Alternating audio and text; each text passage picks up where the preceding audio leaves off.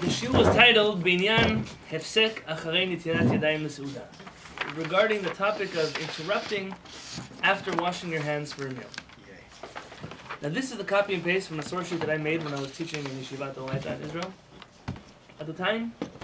And I'm going to tell you the truth is, in today's world, if I were to redo the source sheet, there would be some things that were different, some things that were worded different. I would bring a larger variety of sources than I had access to at that time in my learning career. But this is important because it's foundational. So these are the main sources that you can find in every... I'm not quoting here off the chart sources. There are some sources I quote here I probably wouldn't quote again if I was doing the class again. But it's always humbling when you go back in time and see what your limitations were. You know, this is almost 10 years old. Like, what was I thinking like then? But one thing that was consistent was the same. I gave a halakha class. Most rabbis don't want to teach halakha in yeshiva. It's not the cool thing to do. You know, you want to teach a Gemara class, serious intent. You want to teach maybe some Chassidut or Kabbalah, whatever's going to make you look cool. Halakha is what everyone has already burned out from studying. Do this, don't do that, how to heat up chicken on Shabbat, and all these things that like nobody really cares about. Tell us again why we can't swim on Shabbat, why you can't ride your bike on Shabbat, why you can't open an umbrella on Shabbat. Tell us again how you might come to build a raft if you take a shower. Like all the things that nobody really connects to. What I wanted to teach my students then is the same thing I fight for today, is nobody should ever teach you halakha without providing you sources. And even if they're going to provide you a narrow view of sources, at least you have the sources in your hand to go build up on your own. If you ask someone a halakha question and they don't quote sources, there's Rabbi so-and-so so this, Rabbi so-and-so that, who cares? What does that mean? Rabbeinu Avraham ben Arambam. Do I have a copy of one of the books here? I do. Baruch Hashem. Wow, it's a miracle. I almost took this home on Saturday night. Rabbeinu Avraham ben Arambam writes. And I take one from the bottom because the top one has a typo. So you can take all of them, one in hand out when people come.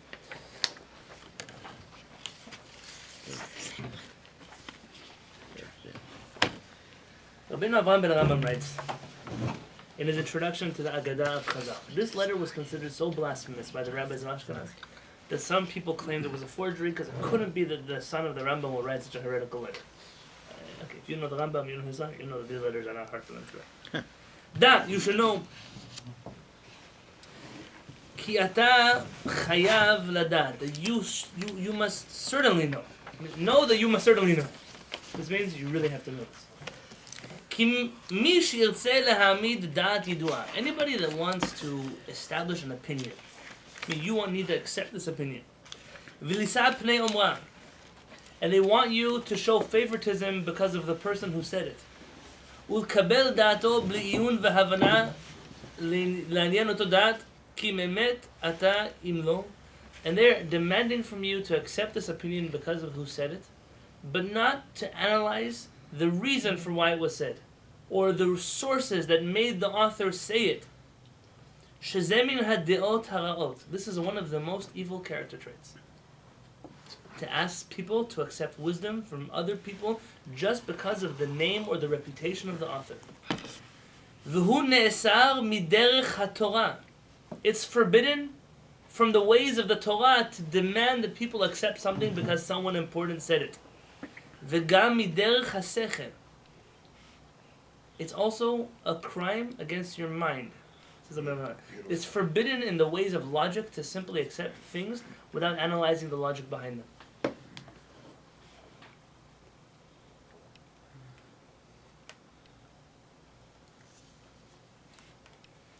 This teaching is so important and is so foundational. And this is what the Torah is built on. It doesn't make a difference who said it. When someone says something, you have an obligation to analyze the logic behind it, the equation behind it, the theory. Why did they come to this conclusion? If you don't analyze the logic, you are forbidden from accepting an opinion just because it was said by someone important. Yes? We are taught, if we have a halakha question, to go to our rabbi to ask what to do in certain situations. That's assuming that the rabbi has the knowledge to answer the question. If the rabbi gives the answer, do we just accept it or do we ask for an explanation? Isn't obstructing different? That's what he's talking about. That's a great question. That's a great question. So I will agree with Jack. We are taught this way. Yes, that's precisely what the education is. And I think in Judaism it's very difficult to avoid that there is a double standard in Judaism. The double standard being the way Talmidei Chachamim and their students interact with Torah, and the way the Hamonam, the ignoramuses of the Jewish community are taught to interact with the Torah. It would be unthinkable in the Beit HaMidrash for someone to say, accept the words of the rabbi just because he's the rabbi. Almost like it would be unthinkable for the Chachamim that someone who has no context in which to understand a halachic conversation will then be explained to the halachic logic behind something. And unfortunately, what we've educated the masses are that they should be, instead of being from the Chachamim or their students, they should be from the ignoramuses who are unable to process the information that is told to them. Kind of like when Elchanan will ask a question, he'll get a very juvenile answer. But if Chaz v'Shalom, you were to ask the question and I would give you the same answer, you should be offended. Does that make sense? Oh yeah. And therefore, the concept of asel harav, by the way, the idea of making for yourself a rabbi, is not a blind following of a personality. It's understanding that this person is very knowledgeable in their halachic sources and absolutely asking them to explain why it is that something is that way. In fact, there's a to the contrary, there's a ruling that it's forbidden for a student of a Talmid Chacham to accept the rulings of his rabbi if he cannot logically comprehend them. It's forbidden. They're not allowed to. And part of what you have to do is struggle with the Talmid Chacham. What does it say? Most people say you should sit at the dust of their feet, of the scholars. Rabbi Chaim of Volozhin writes in his book Ruach Chaim that the word mitabek doesn't mean to sit at the dust of someone's feet. Rather, mitabek is used one time in the Torah where there's an angel that comes to fight with Yaakov. What does it say? Vayivater Yaakov levado. Yaakov was left on his own. Vaye'avek ish imo. And there was a man that came to fight with him. Adalat hashachar, until the dawn. They asked him, what's your name? Why do you ask my name? Right? Let's remember this story. Vaye'avek is the word to fight, to struggle. He got in a physical struggle with this angel. Now read the Kehillat again. Vehevei mit'abek ba'afar reglehem. You must struggle. You must fight with the Talmidei Chachamim. But how do you fight with the Talmidei Chacham? Ba'afar reglehem. I'm still sitting at the dust of your feet. I'm still your student. But I can't accept that you're going to say something and I should just believe it because you said it. There are a few times in my learning by Rav Peretz that something that he said just didn't sit with me. It didn't sit right with me. And I went and I fought with him. And I told him, you have an obligation to fight with me. You have an obligation to hear me out and to convince me that you're right. He did, and when he didn't. What can I do? It's forbidden for a student to accept the teaching of his rabbi when they don't sit with him. It's this other side of the coin of make for yourself a rabbi we don't talk about so much. And this idea of there are sources, and the sources are important. You know, somebody once came to Rav Yitzchak Abadi and asked him a question. And he said, well, go ask your Rebbe, go ask your Rav. And he tells him, I don't have a Rav. He says, well, here, see what you should do. Go to the Beit HaMidrash and do vidui. You confess your sins that you don't have a Rav. And then find a Rav and ask him this question. I do this to people all the time. I get phone calls, especially in San Diego, from people who the whole year don't talk to me. Come Pesach time, come some kashrut issue that comes out. They go, Rabbi, what do you think about? I say, go ask your local Orthodox rabbi. No, not. Okay, so I'm going to give you the answer your local Orthodox rabbi will tell you. No, that's not kosher for Pesach. But Rabbi, you said, I said I wasn't saying it to you. You're not my student. You're not part of my community. I'm not answering your question. I am not your rabbi. Don't ask me questions that you wouldn't follow the rest of the year. It also keeps you out of trouble because they would just bring it back to the community and say, see. And every year, I put out a video or a post on my Facebook groups. This forum is only open to those people who consider themselves my students, or to those people who have no rabbi and therefore are forced to consider themselves my students. But I don't answer questions for anybody who comes from another community. And I also my book, I understand how far I go to this. In my book, I write an introduction. This book, nothing in this book is allowed to be used to fight with the rabbi of your kehillat. You don't like the kehillat, leave. But don't use my information to fight with the rabbi of your kehillat. But I require from my students to know that Torah has sources. And so Rav Abadi once wrote in a letter of his. Peretz once told me. Abazon said someone came to it says a Rambam. Oh, we don't follow Rambam. So Abazon, I don't understand. He said, see all the books on the shelf here. There's a Talmud, there's a Rambam, there's Shulchan Aruch. He said, why do you take all these books and throw them in the trash and write your own book called Sefer HaMinhagim, the Book of Customs? Don't laugh. There are many Sefer HaMinhagims nowadays. Yeah? Yeah. Oh, yeah. Is it all of Judaism? You're gonna what he said? What are these books for decoration? You're decorating yourselves with these books. Either you listen to the books or you decorate the shelves with the books. And it can't be that you read it, but you know. Just the other day, I had a conversation with Talmid Chacham. Oh, yeah, Rabbi said you study Rambam, but be very careful not to rule halacha like the Rambam. So why waste your time studying the Rambam? Go study something else. Maybe study something that you can follow. Why would you study a book? I know I can't follow this book. And why is he reading it? That's like self-afflicting Torah study. Supplication. You know, there are books from my Talmid Chachamim. I know there's no way in the world I can resonate with Talmid Chacham. I just don't read the book. The reason I know that there's nothing in the book I can rely on, so I don't read it. How could you bring yourself to read something? I want to be able to read a book when I read a book of Hosea, of Masas.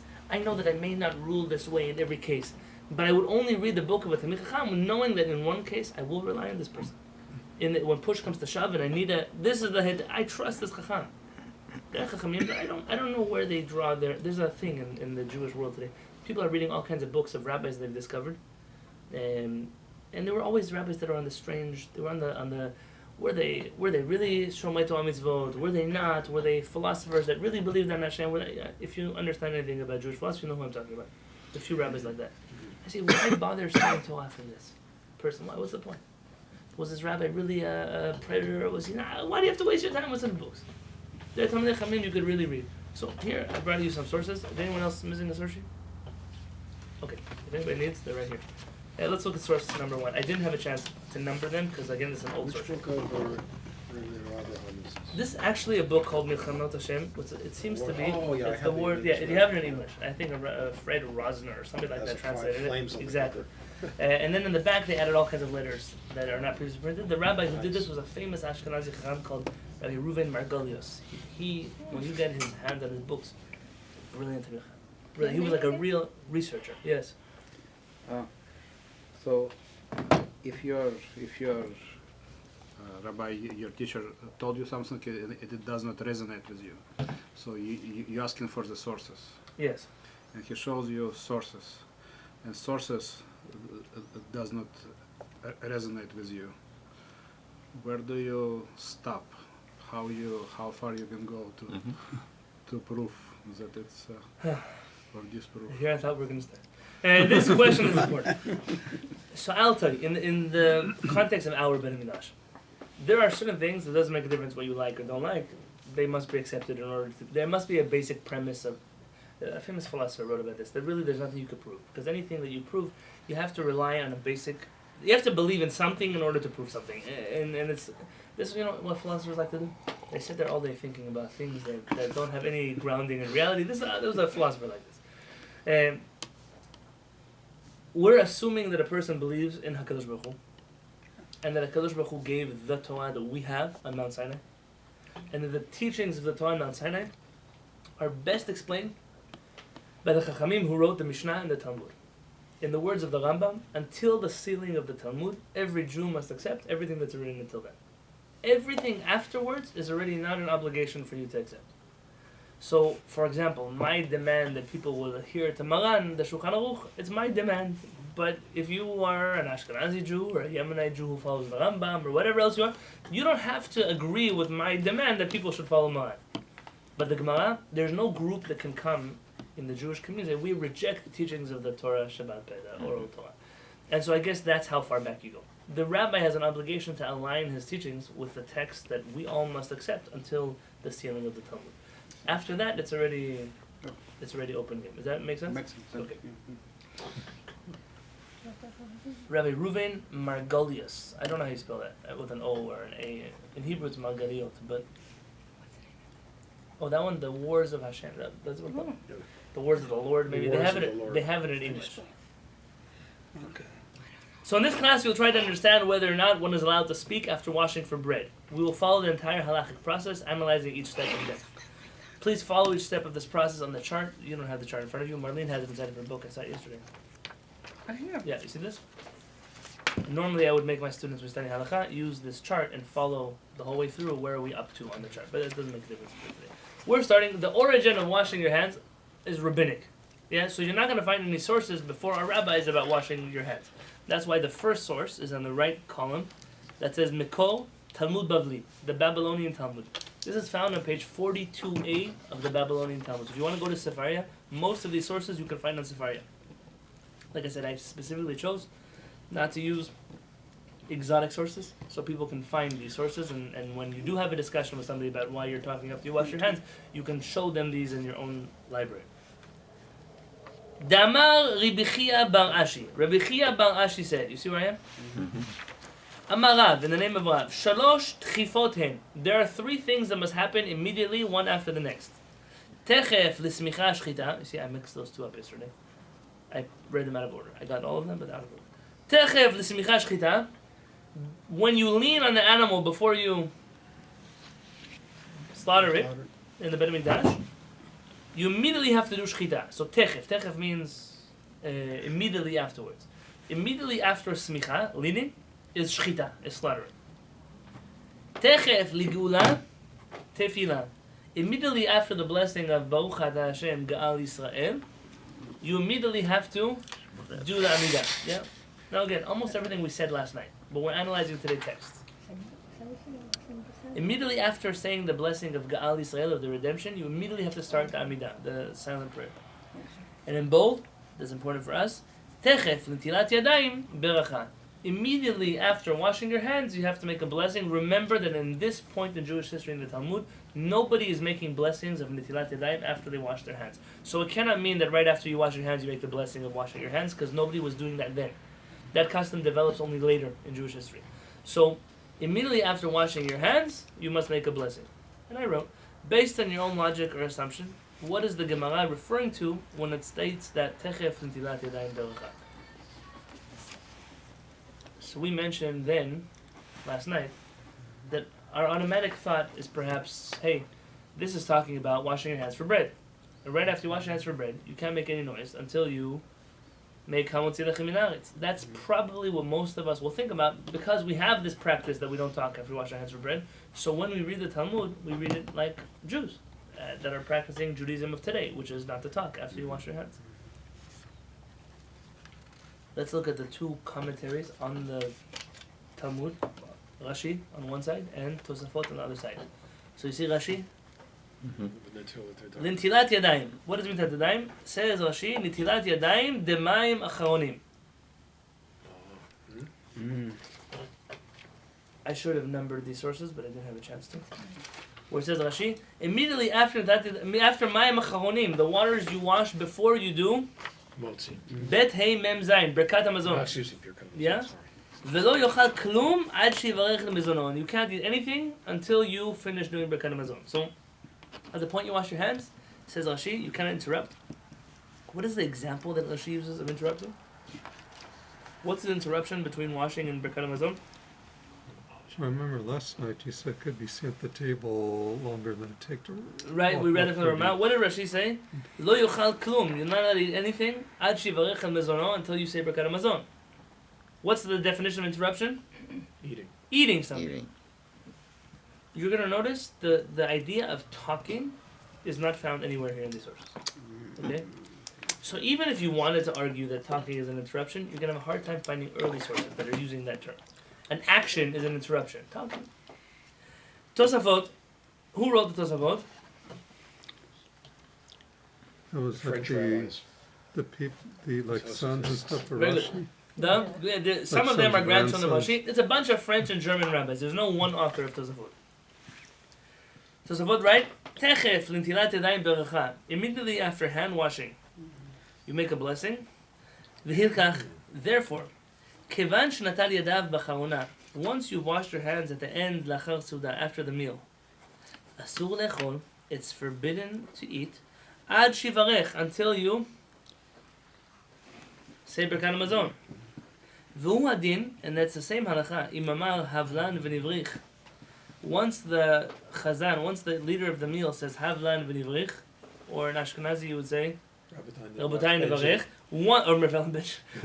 Once that's said, Afilu belo netila, even when there's no hand washing, I mean that from the moment that the beginning of the end of the meal happens, you're not allowed to eat anymore. Notice here that Tosafot is an Ashkenazi rabbi who's saying Havlan v'Divrich, which is a Sephardic zimun. Because clearly at this point in time, the Ashkenazim still didn't come up with Rabbotai Nevarech. Just something to think about.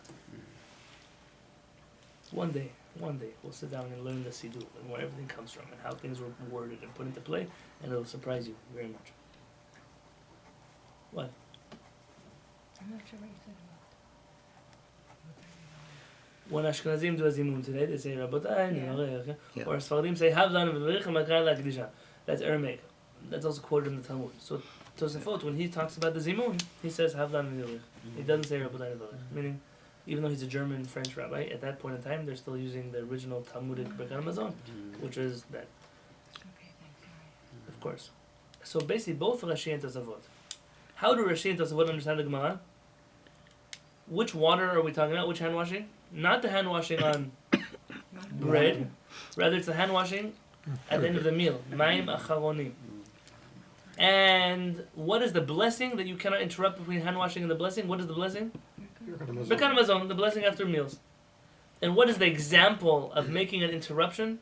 Eating. Is eating.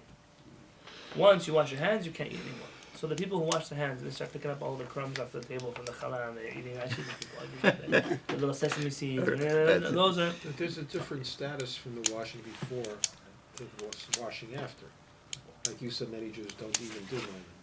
That's right. So we're still going in the Talmudic times where everybody did Ma'amachoni. Yes? So does this differ with the original understanding? For those of you who were in Shiur last night, you already know the original understanding is different. Meaning, yes, you would think this Talmud is referring to the hand washing before the meal, but really it's referring to the hand washing after the meal.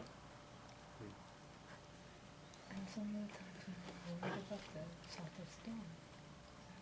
Yes, but that's a side point. Meaning that's, you're right, that's what Zev said, which is today things may change. I'm dealing with my Mechonim as an obligation. Rambam Hilchot Brachot. Yesterday I read to you the beginning of chapter 6. This comes from the 19th chapter in chapter 6. Rambam Hilchot Brachot, Perek Vav, 6th chapter, Halacha Yud Tet, subsection 19.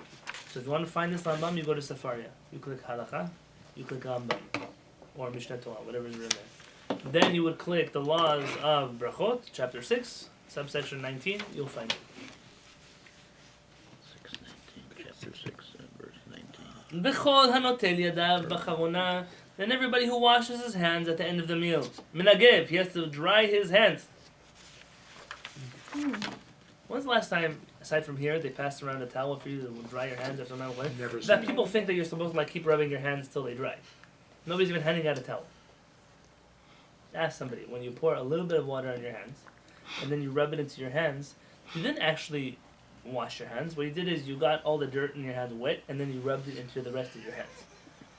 I've never understood this. It doesn't make any sense to me. So this is talking about acronym. Ma'amachoni, yes. After the meal. Yes, very good. So it's strange because it's important to dry your hands before washing, before the meal, because for Ashkenazim at least, they're still saying the bracha for on the Netilat Yadayim while they dry their hands. But after the meal, when they say, when they do acronym, most people just go like this and That's right. yeah, just you know. There is an argument in halakha whether or not you have to dry your hands after ma'amachoni. You're right. There is Yeah. an argument about it. I'm happy to do that another night if you want to learn about that. But according to the Rambam, you must dry your hands just like you dry your other. In my house, we hand around a towel with ma'amachoni. It's a big cup. We use a big cup, a big bowl, and sometimes if it's a big meal, we refill the cup a few times. And I don't even like I told you, I don't really hold. You have to do ma'amachoni, but I'm doing it so people don't throw tomatoes in. V'achar kach mevarech, and then afterwards you make a blessing. After you do Mayim Achonim, remember the Rambam said yesterday, Mayim Achonim you don't make a blessing on because it's not a halakha, it's only there because of health reasons, so you don't die from the salt of Sodom, or you don't get blind. Right. So there's no blessing on it. So which blessing is he talking about? The right after you dry your hands you have to bless. Very good. Birkat Hamazon. V'techef netilat yadayim birkat Hamazon. The Rambam reads it explicitly. and immediately after washing your hands, you must say Birkat HaMazon. He doesn't say the blessing, you just say Birkat HaMazon. He spells it out. Lo yafsik benehem b'dvar acher. You cannot interrupt doing anything between washing your hands and Birkat HaMazon. Ve'afilu lishtot mayim, and even to drink water. Achar shenotel yadav b'charona, after you've washed mayim acharonim, asur ad shiver Birkat HaMazon. It's forbidden to even drink water until you finish doing Birkat HaMazon. Which means you can't do mayim acharonim and then finish your glass of tea. Yeah. Or the last few pieces of, watermelon before your dessert. It's optional, and most people look at it as optional anyways, and to be so strict about It is, yeah, it sounds it's really almost, strange. Yeah. All the time maybe it was different. As the first posek to discuss this Gemara, I'm actually not sure the first. I told you, I wrote this when I was younger. Unlike the above Rishonim who are commentators, what does the Rambam say the Gemara is referring to? So let's understand. Rashi and Tosafot, they are commentators. What's the difference in a commentator and a posek? They comment on something that's been established already by a higher source, or a more authoritative source. Not necessarily. That's actually not the difference. You just said the first part was right.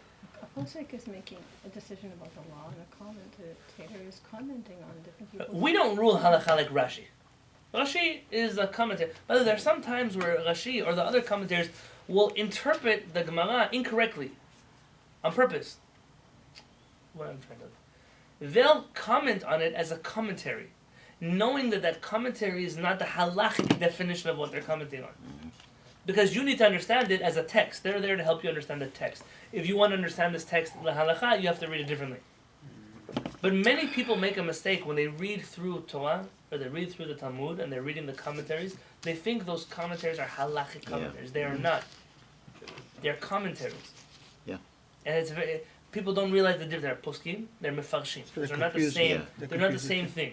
In today's world, again, where Zev mentioned about last night, to learn how to analyze things properly, today's world, even inside of the Beit HaMikdash, no one is actually analyzing things accurately. Yeah. Nuance is lost entirely. People are mixing up. There's a war with the Rambam and the Rosh Hashiva in Lakewood. All due respect to Rosh Hashiva in Lakewood, he's not the Rambam. It's not even like. Close. You don't even have the. Well, you tell somebody, the Talmud says. Well, my rabbi said. No offense to your rabbi, he's not the Talmud. He's not. What can you do?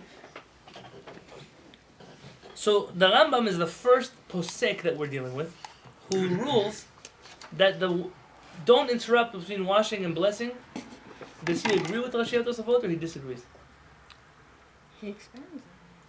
He's agreeing. He's agreeing. But he says... He says that is referring to Mayim HaCharonim and Birkat HaMazon, not referring to Before the meal. Mm-hmm. Remember I told you about the Rif? Mm-hmm. Yeah. Remember the Rif? Maran is when he rules halakha. He has the Rambam who says you cannot make interruptions after Mayim HaCharonim. You have the Rosh, which says both of them. You should be careful about both hand washings. You have the Rif, which is like he doesn't want to get involved. Hands off.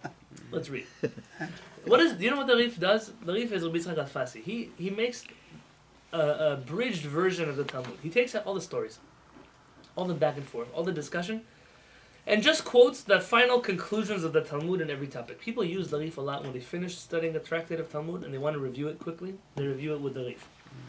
The Rif is also a posek, like the Rambam. He's not a commentator. He's making halachic decisions, but something he does, which is very interesting, he doesn't usually write things in his own words. He just narrows down, he concentrates the text of the Talmud. So he uses the language of the Talmud, he uses the expressions of the Talmud. It's not his own book, essentially. It's a they call it a redacted version of the Talmud. An abridged version? Yeah, exactly. Yeah. But it's more than just a bridge, it's like the essential Talmud reader. Yep. So why isn't he called a commentator? He's not a commentary, because he's dealing with halakha. He's ruling halakha, but leaving the Talmud as intact as possible. I mean, the Rif is still coming from this place where let's not write a new code, let's simply take out the parts of the Talmud, which are codes, and leave the rest of the fluff for somebody else who wants to read it, or the back and forth for someone wants to read it. Instead of rewriting the Talmud in its own book in Hebrew like the Rambam does, the Rif says, let's just take out all the stuff that we don't need. The Rif writes, Damar Rabbi Chia Marashi. Rabbi Chia Marashi. So, for example, look, this Talmud is originally found in Tractate Brachot on page 42. In the Rif, it's found on page 30. Because he's already got rid of 12 pages of Talmud. Damar Rabbi Chia Marashi. Rabbi Chia Marashi says on the top left, Amar Rav. Rav says, Shalosh Tchifoten. There are 3 things that must be done one after the next. Techef Smicha Shchita. After you lean on the animal, you must slaughter it. Techef Legulat Tfilah. After you say the blessing of Gal Yisrael, you must say Tfilah. Lamidah. Techef Netilat Yadayim Beracha. After you wash your hands, you make a blessing. Who does the Rif hold like? Does the Rif hold that it's referring to Mayim HaChaonim? Doesn't say here. We don't know. There could be 2 reasons why we don't know. Either because for the Rif, it's so obvious that it's referring to Mayim HaChaonim that he doesn't feel the need to explain it, or because he doesn't want to get involved. We'll never know. Rashi, on the Rif, writes, Netilat Yadayim, the Mayim HaChaonim. It's the washing of the hands of Mayim HaChaonim. Beracha, Birkat HaMazon, the blessing after the meal. V'lo yochal ad shivarech, and you cannot eat until you finish the blessing after the meal. So according to the Rashi on the Rif, what is the Rif saying? Is he agreeing with the Rambam or disagreeing? Agreeing. Okay. So far you have Rashi, Tosafot as commentaries, and then you have the Rambam in the Rif as poskim. He's being so non-specific. The Rif is being non-specific. That's Still correct. nothing about speech so far. Yeah, you're in it. That's going to be a while. So even though the Rif, as usual, only quotes the words of the Gemara, how do you think he understood the Gemara? You have no reason to assume that the Rif even knows of a custom not to talk after washing your hands for bread. Right. But we don't know that. We can't. We're assuming something. There's no proof. Would you assume You can assume. Because until then, everybody thinks it's talking about Mayim HaChaonim. He would offer a dissenting opinion if he felt that way. It- And give a source for it. Right, but see, the argument against that is, well, he was very vague. Who says that he's talking about Mayim HaChaonim? Maybe Rashi on the Rif is commentary is wrong. you're taking it in context, you're putting it in the context of what girls But are. he That's was- right. he But was- he's another opinion. Do you think the Rashi on the Rif is correct in its assumption? The answer is, though, we may like it to be true, we're not sure. So let's leave the Rif as probably saying like the Rambam, but undecided. I want to take you now to the world of the Tur. Who's the Tur? Here's one of the earlier commentaries. So who's he a son of? The Rosh, Rabbeinu Asher, who's the first Ashkenazi rabbi to have a pulpit in Spain. His son, the Tur, writes the following. The Tur essentially wrote the first Shulchan Aruch. Maran uses his number system. So section 1 talks about wake up in the morning in the Tur. Maran chose section 1 to do the same thing for him. So whenever you want to look up something in the Tur, you look at the same number of chapter that you're found in the Shulchan Aruch, you'll find in the Tur is the same thing. The Tur writes in this chapter, in chapter 166, which is what we're studying now in Kodesh. V'inagev yadav hetev. You must dry your hands very well. V'yivarech berkat hamotzi. And then you make the blessing of hamotzi. Miyad, immediately. Well, whose son is he? The Rosh. The Rosh's opinion was? You don't know this yet if you weren't here last night. The Rosh's opinion is that you don't talk after washing your hands for bread. That's right. Yeah. He says you must dry your hands well and immediately say the blessing of hamotzi. Umihu bat. Rabbeinu Yoel. Rabbeinu Yoel is one of the Rishonim. Katav, he writes, she'en lachush al hefsek ben tila lehamotzi. That there's no reason to be concerned with making an interruption between washing your hands and hamotzi. The logic behind that? Kivan she'ashulchan lefanav, because the table is set in front of you. V'dato lechol, and because you have in mind to be eating soon, lo chashiv hesech hadat. You're not interrupting at all in your thoughts, because if it's in front of you, you know you're going to eat. So even if you make an interruption, it's not an interruption because the food is in front of you. This is a classic concept in halakha, that even if you get distracted, but the thing is in front of you, you're not really distracted because you're focused on the reason why you're sitting in this chair is to eat that bread. Why do we cover the challah by kiddush? Because it'll be embarrassed. Right, I knew Jack was going to say that. No, I didn't know Jack. That's an embarrassing thing to I say. knew somebody was going to say. It's an embarrassing thing to Yeah, say, right? it's embarrassing Maybe thing the to say. challah will be embarrassed. Yeah. Well, I'm. You know, Right? Yeah, I know. yeah. You said. I know. No. It's not your opinion. You didn't make it up. You see, what, have your mind focused on the. Don't eat the end piece because you would lose all your Torah learning. You love me what? Yeah, All your Torah learning. Oh, If you eat yeah, the end, really? you know that. And Well, don't eat the that's middle the piece because problem. that's my favorite, and I'll take it away from you. And this idea of covering the bread is because the order of blessings is first you should do hamotzi and then drink wine, not the other way around. Yeah. We're reversing the order. So, Fred, we're blessing on the wine. Wine is the way we do kiddush. But what happens if you don't have wine? You can bless the bread You can bless on bread. Make How do you kiddush do? on How do you do bread. kiddush on bread? instead of saying. You go wash your hands. Yeah. You come to the table. Right. You pick up the bread. Yom Hashishi, Right. v'chul HaShamayim, you make the blessing, and then Sasar HaGefen, Baruch Ata Hashem, HaMotzi Lechem Min Haaretz. And then what do? Baruch Ata Hashem, Asher Kivanu V'Acharta. You do that on the bread, and then you eat. We do that sometimes. You don't have wine. You just do bread. Because of that, what happens if you're like me, and if you had to choose between a fresh challah and a glass of wine, what would I choose? Challah. The Chachamim were worried that you might have in mind to do kiddush on the bread instead of on the wine. So what do? You cover the bread, so that you can't possibly have kavanah on the bread when you don't see it. That's why it's called. So where'd you get that from? From the poskim, Okay. from the Shulchan Aruch. Now you're not sitting here worried like the bread is gonna start crying. Oh, he chose me over the wine. Like, yeah, the bread's been doing this every week since creation. He knows he's next. Come on. So why do we cover it? So that you don't have in mind to do kiddush on the bread. And this probably happened frequently during World War II when the Jews were just totally During a impoverished. lot of time when Jews didn't have wine. Yeah, Many there's times. no wine around. But you Yeah, look in yeah. some old Ashkenazi Sidurim for the Chabad Sidur. Where's Chabad? Where is Lubavitch? Yeah, these guys were not wealthy people in the town of Lubavitch. They didn't always have wine. In the Sidur, it actually has the blessing for Kiddush on bread, because it's an option that people exercised often. So one way to get around it is not to put the bread on the. Okay, so then the Kabbalists want the bread on the table. People they want the bottom covering and the top covering like the dew that fell from heaven. Forget about Kabbalists. I can't because the Jewish community is doing it. Some people have 12. Well, we're not Kabbalists. I know, but there are a lot of things you do according to Kabbalah. Yeah. Whether or not you chose to do them because you were a Kabbalist. So is it for Bolton to take the bread off the table and just, I don't know. That's a good question. We have to look at lots of hamutzi and kiddush. Just cover While we're it. doing it off the table, if you're going to eat it. well, because you're going to cover Then you it. solve the problem. Yeah. Well, let's tell you this: when I do kiddush and there's no bread on the table, it's not covered in the kitchen. But that's Okay. out of sight, out of mind. I know my kitchen is right here. On Shabbat, I can see my kitchen. Don't It's on look. the counter over there. I'm not doing It's in hamutzi. another room. Okay, so Rabbi Yoel says that even if you do make an interruption after washing your hands for bread, it's not a problem because the food is right in front of you. There's no hesech hadat. There's no interruption possible when it's right in front of you. Food is not good. Food is in the kitchen. The bread that you're doing, whatever it is you're about to do. Vahi detechef v'ntilat barcha, and that which it says that immediately after the washing you have to do a blessing. Mefaresh al mayim achonim. Rabbi Yoel understands that refers to mayim achonim. V'chen piresh Rav Alfis, and that's what who's Rav Alfis?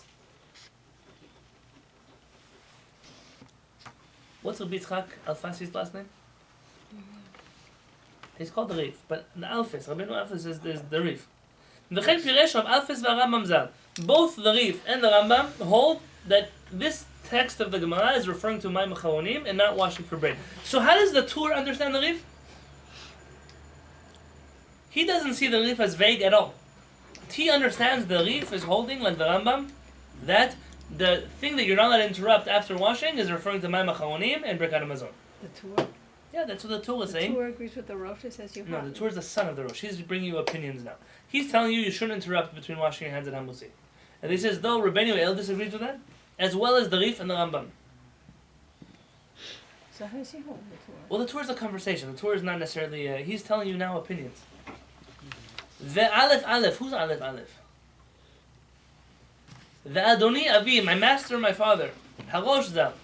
Rabbeinu Asher of blessed memory. Haya Ragil, Af Barishonim Shul Hafsik. He was particular even by the first washing not to interrupt. Meaning, what did he do by the last washing? You didn't speak? He also didn't interrupt. Meaning, he didn't make an interruption, not in the first and not in the last. V'shlo ledaber, and he didn't speak even. Aha, that was the first time you find speech. והיה רגיל כשהיה מסב בסעודה עם אחרים, and he had a custom that when he was eating a meal with other people, שהיה נוטל באחרונה. He would wash his hands at the end of everybody's turns of hand washing. Unlike the Shulchan Aruch, which we read yesterday. What did Shulchan Aruch say yesterday?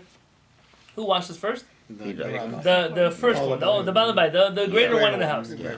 But what does Maran say? But the Rosh used to wash his hands last. And he doesn't explain why. Now you understand why? Shalol hafsik, so that he wouldn't make an interruption. V'shalol ledaber, and not to talk. Notice that the tool is making a separation between interruption and speaking. Those are two different things. Speaking is not an interruption. Speaking is its own category of speaking. Umitoch HaYerushalmi mashma, and from the Yerushalmi, you see, Gamken, that from the Jerusalem Talmud you see that which it says you cannot interrupt between washing and the blessing. The Amayim Rishonim Kai, thank you, the Torah, for throwing a wrench in our machinery. He says, I have a proof from the Jerusalem Talmud that this teaching of don't interrupt between washing your hands and the blessing refers to the washing of your hands for bread. Ooh. Things just got hot in here. He's pulling a Talmudic source to knock down the His father, right? No, his father brought that source. De'ita hatam hatochef baracha l'netilat yadayim eno nizok b'chol ota seuda. Because Yerushalmi says that somebody who makes sure to immediately do the blessing after washing their hands for bread, it doesn't say that. It's someone who would, immediately you make the blessing and the washing right next to each other, you will not get hurt that entire meal. No harm will happen to you that entire meal. What does the Talmud Yerushalmi seem to be saying? The Talmud Yerushalmi says, you should not interrupt between washing and a blessing. It doesn't say which one. It says, and therefore you will not be harmed in that entire meal. Which water does he seem to be talking about? Mayim Acharonim? First one. No, the first one. Mayim by Hamotzi. So the Tur just pulled out a sword over here. The Tur says, listen Rambam, listen Rabbi Yonatan, my father's right. I found a proof to my father from the Talmud Yerushalmi. The Talmud Yerushalmi says that if you're careful not to interrupt between the blessing, the washing and the blessing, it doesn't say which one, you will not be hurt that entire meal. Which seems to imply it's talking about the blessing before the meal. Because how would you say, the blessing after the meal, you won't be harmed in the meal that you just had. What does this mean, be harmed? Okay, there's a number of things. Like if you say Kiddush Levana, no harm will befall you the entire month. This is already out of my But it jurisdiction. says during the meal. Yeah. No You harm might will choke. Oh. You might get Is that food poisoning. Kabbalistic or? Yeah, no, it's Talmudic. Meaning, it's a sign, some kind of protection. What is Rabbi Yoel's opinion and why? Rabbi Yoel's opinion is, which water is it referring to? Mayim Acharonim. And why? What's his proof? It's not an interruption because what's in front of you? The food. Very good. What does the tool conclude to be the Rif's opinion? So if you were unclear about the Rif, what he held, the tool says that the Rif holds like The Rambam. the Rambam. That very good. That. Which water is it referring to? The first one. The second one, the Mayim Acharonim. The Rosh, the tool's father, evidently was of which opinion? He held you shouldn't talk. Before. In both of them, you shouldn't talk. Yeah. Because it could be referring to either of them. Right. And what proof does the tool bring to his father's opinion from the Talmud Yerushalmi? Something you just said. We covered that. We just did. We did. Oh. It says there that if you don't interrupt between washing and the blessing, you won't be harmed the entire meal. Yeah. Which seems to imply, it's talking about Mayim Rishonim, the first waters. If you would go now to any Orthodox synagogue and say, tell me, why don't you talk after you wash your hands for bread? Just watch people mumble. Interruption. Ask them, what does Rabbi Yoel say? What about the Rambam and the Rif? Do they agree with each other? Argue that they don't know what you're talking about. They're doing something that they don't even know why they're doing what they're doing. Bet Yosef. Who's the Bet Yosef? Maran, very good. Maran, Joseph. Bet Yosef is written by Maran Rabbi Yosef Karo. It's a commentary on which book? No, the Shulchan Aruch was written by him. Also, he based it off of the term. Very good. The Bet Yosef is his commentary on the tool. So now you heard what the tool just said, Rabbi Yoel, this, that. Now Maran is going to tell you his opinion on everything he just read. He doesn't agree with the tour. Yes, we're going to see now.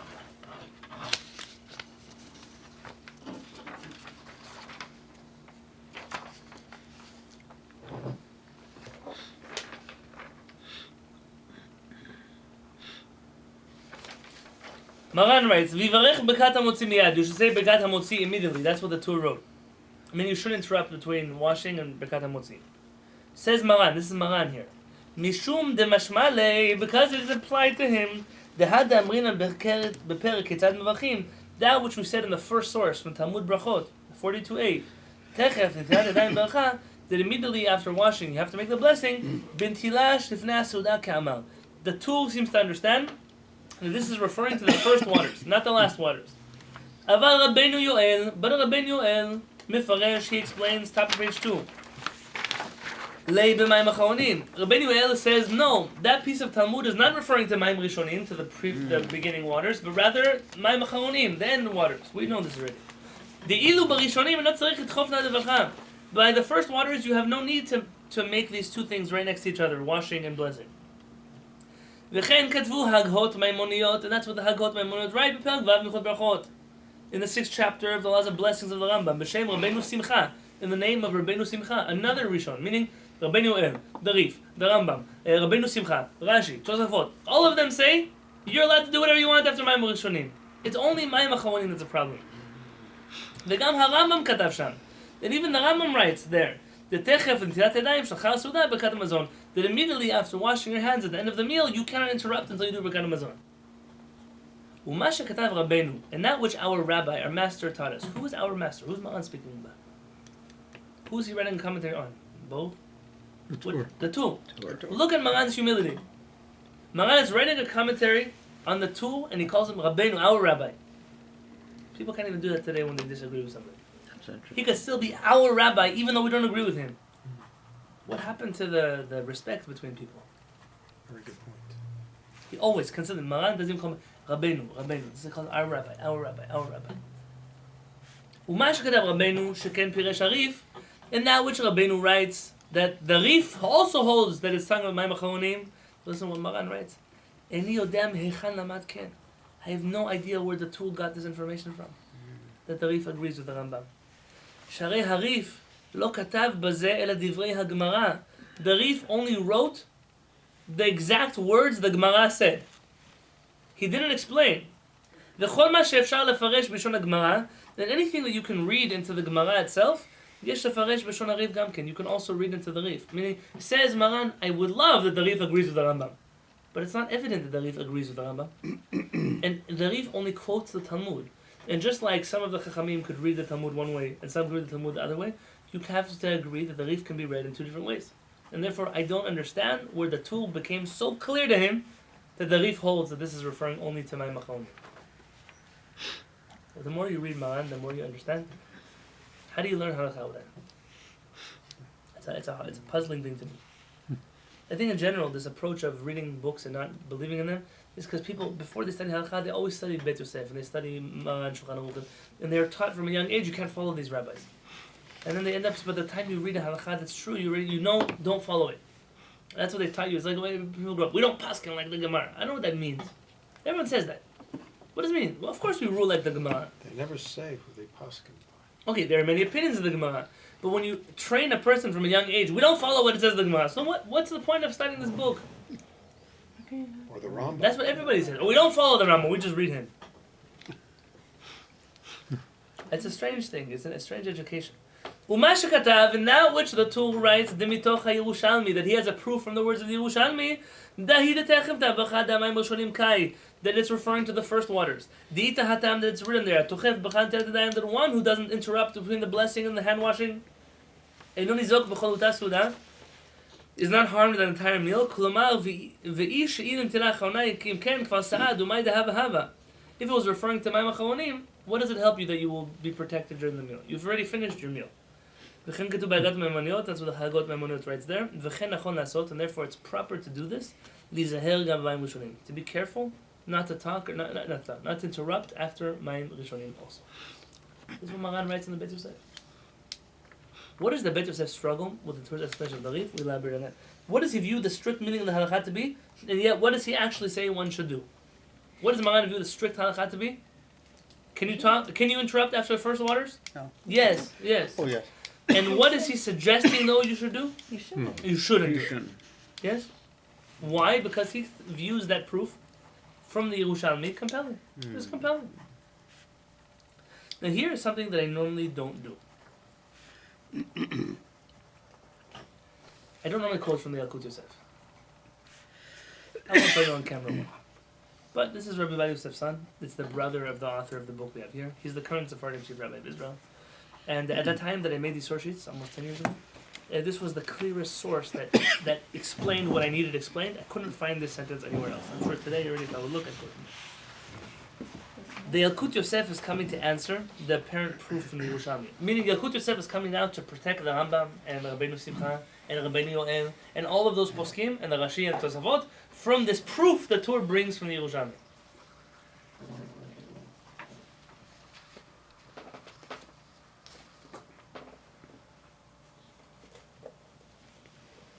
He writes, Ube Pashtut, and from the simple mashmaut meaning of Divrei HaYerushalmi, of the Talmud Yerushalmi, the Ayri B'tirat Yadayim Mesudan, it seems it's talking about washing your hands for the meal.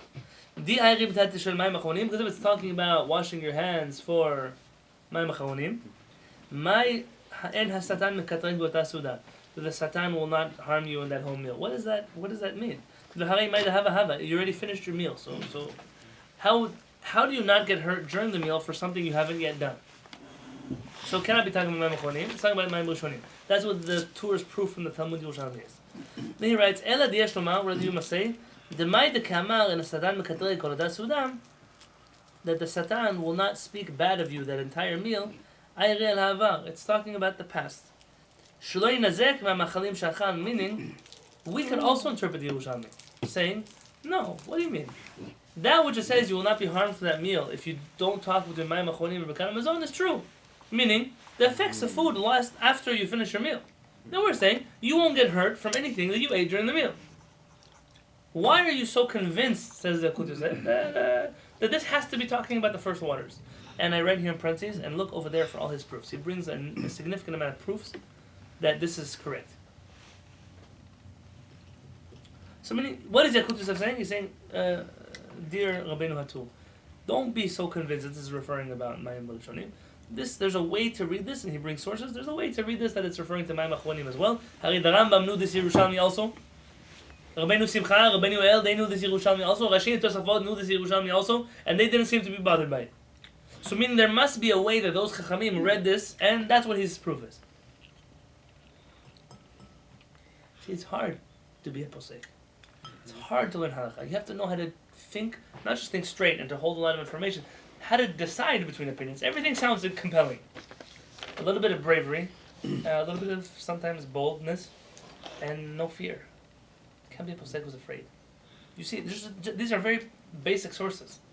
It's about a topic that it's not really a big deal. What happens when you talk? It's not a big deal. Imagine applying this kind of splitting hairs in a bigger issue. Life and death matters. Shulchan Aruch. We read this last night. Let's read it quickly. I know that I'm at 10 o'clock, so just I'll finish as quick as I can. יש אומרים שאני צריך לזרם להפסיק בנטילה להמוציא. This is what we're studying now in Kollel. Some rabbis say that you don't have to be worried about making an interruption between washing and hamotzi. ויש אומרים שצריך לזהר. And there are those who say that you have to be careful. Who are the rabbis who say you don't? You don't have to be careful? Rambam. Rabbeinu Yoel. Rabbeinu Simcha. Some say even the Rif. Who are the ones that say you can't? The Rosh. The two. The son of the Rosh. V'tov lizaher. Says Maran, you should be careful. Meaning Maran is consistent with his final ruling in the Bet Yosef. Sometimes you find that between the Bet Yosef and the Shulchan Aruch, Maran changes his mind. But here, you find Maran is ruling, like he said in the beginning, the proof from the Yerushalmi is compelling, and if you can, you should be careful. And I told you last night, the word V'tov lizaher, it means it's a good idea. Meaning, it's not a halakha. If Maran wanted to say it's a halakha, he would say, and it's forbidden to speak. Vim shahak kadei hiluch kabet amam mikehefsek, says the Raman, if you wait longer than 10 seconds, it's considered hefsek anyways. Right. In which case, nobody follows the Rosh. That's where we ended off last night. Who doesn't make an interruption? And the real test is not just what Maran writes. What do the poskim say about Mayim Acharonim? What they say about Mayim Achronim is going to be telling as to what you can do after you wash your hands for bread. Shulchan Aruch, in chapter 179, writes, Gamar Sudato, when you finish your meal, V'natal yadav b'mayim achronim, and you wash your hands with mayim achronim, eno yechol lechol v'lo yishtot ad sheva b'chad mazon. You cannot speak, or you cannot eat or drink until you say b'chad mazon.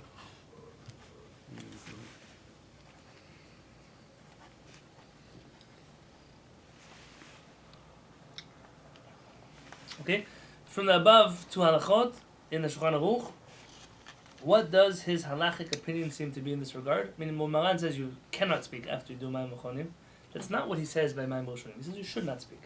He says you cannot speak by Mayim Achonim, meaning he believes the main halakha to be correct, like the Rambam, like those poskim who say Rashid Zoda is referring to Mayim Rishonim. He's giving some credence to the opinion. Not that it's binding, but that it's Right, preferred. correct. Mishnah Bura.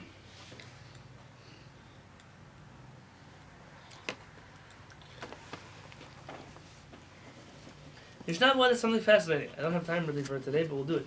The Ma'adam Rinan Bashas, that which we say in the Shas, Techav Yadayim Sudad, that immediately after the blessing you have to eat your meal. Svira lei, dahainu shoy tasek b'dayim b'ze esek o ma'aseh ad she'eser dato b'sicha harbe demivil desech hadat. That you shall not do any actions between washing your hands and having your meal. Or you cannot have a lot of conversation. What does that mean? You get lost in a Don't- discussion Yes, and you forget the to mivil make desech hadat, policy. because it will bring you to forgetting what you're at the table for. Even if it's the words of Torah, if you speak too much, it'll distract you. According to Mishnah Bura, can you speak a little bit? Yes. Yeah. Aval im yoshev batel, but if you're sitting there at the table doing nothing, ve'ino oseh b'intayim shum ma'aseh, and you're not also doing any kind of charades or none of that stuff. Af sheshoheh harbe, even though you wait a long time, or afilu mesiach me'at, or even if you speak a little bit, en lachush, that's no problem. Who's the Mishnah Bura? The Chafetz Chaim. It's not some fringe Sephardic posek I pulled out of my hat for you. Even if you speak a little bit, en lachush, you don't have to worry. What about the opinion of the Ramah that you can't wait more than 10 seconds? How does he answer that? This is brilliant. Watch. Kevan shashulchan aruch lefanav, because the table is set in front of you. V'dato lechol miyad, and because the food is there and you're planning to eat immediately, lo masiach dato. It's not an interruption. It's if you're still talking a little bit. It's not an interruption because the food is there. Whose opinion is he relying on right now? That which we quoted in the tool of Rabbeinu Yoel. Rabbeinu Yoel says the reason you can interrupt as much as you want after Mayim Rishonim is because it's the food is there. You're sitting at the meal. Even if you're sitting here talking, it's not a big deal. What does the Mishnah Bura do? He adds a stringency. Don't talk too much. I sometimes make that happen here. The moment I see people start talking a lot, like real conversations, I start hamotzi. I hold you can have real conversations, but it's some people come here, they think it's a mitzvah to talk. It's a little bit, hello, shalom, come, have a chair. Come. That's not a problem at all. Not even according to Ashkenazim. I sometimes don't understand where people's halachot come from. Because here, this is as mainstream of an Ashkenazi source as I could bring you. This is not an Ashkenazi Sephardic divide. I mean, according to Mishnah Bura, even Maran would be okay with you speaking a little bit. Speaking is not an interruption. You have to remember that in your You head. said Maran or Ramah? Ramah. No, I said Maran. Okay, He said- Maran. Even Maran- What about Ramah? No, Ramah would hold you can't wait more than 10 seconds. So if you Okay. wait more than 10 seconds, you can't fulfill the Ramah's opinion anyways. The Mishnah Bura is trying to justify why even Ashkenazim wait longer than 10 seconds. The reason? Because the table is set Yeah, and you're waiting for the meal, so Waiting. it's not an interruption. And he says the same thing applies to speaking. If you speak just a little bit and the food is there, you're waiting, it's not an interruption. That means that even Maran, who says you should be careful not to interrupt between washing your hands and bread because of the rosh, even Maran would, Mishnah Bura is saying, a little bit of talking is fine. Here, why don't you have a chair? Oh, why don't you guys move over? Can you bring this? Not just little conversation. I mean, you shouldn't sit here and now give it about Torah. Yeah. Is there any discussion about whether Netilat Yadayim is its own separate bracha mitzvah from the bread, What is the space in between the two so important? It's washing your hands so that you can eat the bread, because the Kohanim used to wash their hands before they ate the bread. I understand. But why is it imperative that space? Because there shouldn't be a break between brachot. I mean, if it's Well, all one Well, brachot. But nobody's remember that nobody's saying Well, that. it's Nobody's saying this continuous. breath has to be one after the next. The Rosh is just saying maybe you could read the Talmud that way. However, the next Mishnah Berurah is crazy. I'm going to skip the last two. We'll talk about it. I'll read telling me outside. Give me the next one. The Mishnah Berurah says, the second paragraph under Mishnah Berurah, it's not. It's this one. Look here. Yeah. Yeah. Mikre hefsek.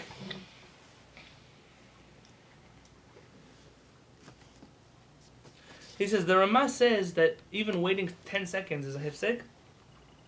V'lo mikri techev. It's not considered immediately after hand washing. V'im ken lefi ma shepasak hamchaber tov v'zeret tchof dad l'seuda, yesh yizaher gam lishhot b'intayim shiur kazeh. This is according to Maran. He calls Maran the Mechaber. That's what Ashkenazim call Maran, the author of the Shulchan Aruch. That which the author of the Shulchan Aruch Maran says that you should try not to interrupt between hand washing and Birkat Hamotzi. He says that also means just waiting silently. And if you wish to fulfill that opinion, says the Mishnah Berurah, really you have to make sure not to pass more than 10 seconds between hand washing and Hamotzi. Veda, he said you should know. Di'ikar din tchifa hamuskar b'siman zeh. The whole conversation in this entire chapter of Shulchan Aruch, that you should be careful in not interrupting between hand washing and hamotzi. Zehu rak mitzvah lechatchila. This is only in a super ideal setting.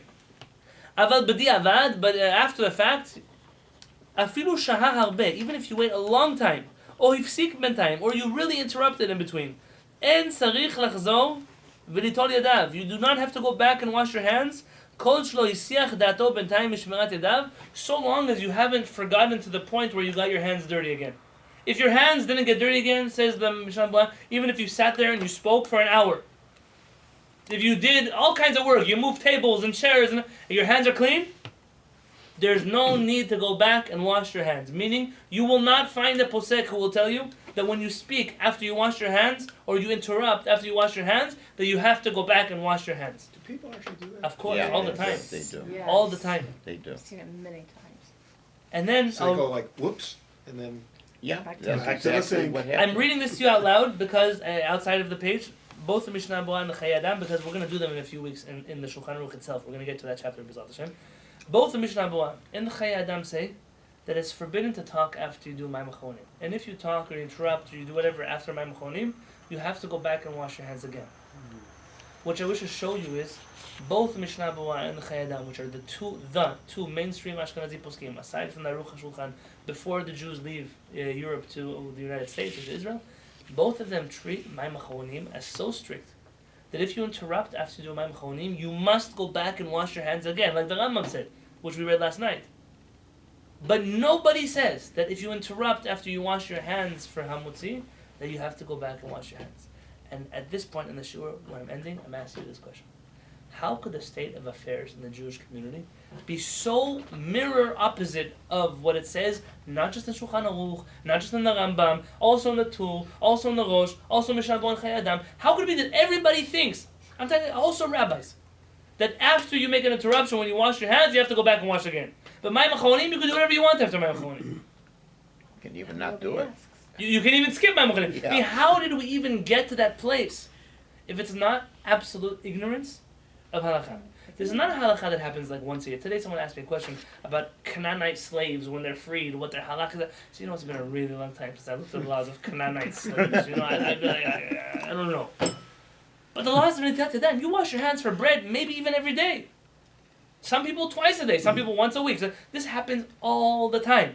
In every Jewish house, I think the defining feeling around the Shabbat table is the whole quiet time between Netilat Yadayim. Almost when you go to a house, they don't do it, you think it's am I a Jewish home? That's what people feel when they come to my house. That feeling is a big deal. And how did that become blown out of proportion when the laws of Mayim Achronim, they're not even known? It's not that they're minimized. They're not known at all. Aside from, you're dealing with a Jewish community that is so painfully ignorant of halakha. That all the things that we complain about, why does the Jewish community do this, why do we persecute that, the root of that is the Jewish community is not actually following Judaism.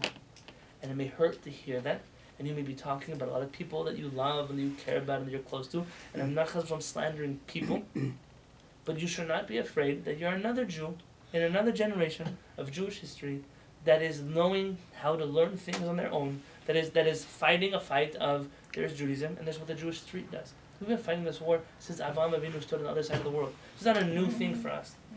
There's no such thing as mainstream in Judaism, because mainstream in this world means to be a Christian or a Muslim. And we're Jewish. We're the crazy 13 million that look at the rest of the world, we got it right, you guys are all losers. We're the crazy people. And so why should it surprise you in the community that you're also going to be the crazy person who knows halakha about washing hands, and everybody else got it wrong? It shouldn't hurt you. Of course everybody else got it wrong. They didn't get it wrong maliciously. It's not that they read the text and perverted it. They just never read the text. Yeah. They just never went there. They don't even know. Why don't you talk? Ask them why they cover the challah before Hamutzi. They don't know. They don't know. And you're living in a world where Jews don't know. So the only solution is educate yourself. Just like you know the laws of traffic, you know the laws of whatever field you're involved in, you must know the laws of the Torah. It's your legal system. If you don't know it, so who's going to know it? Clearly you can't trust the people around you to educate you about the things you're supposed to know.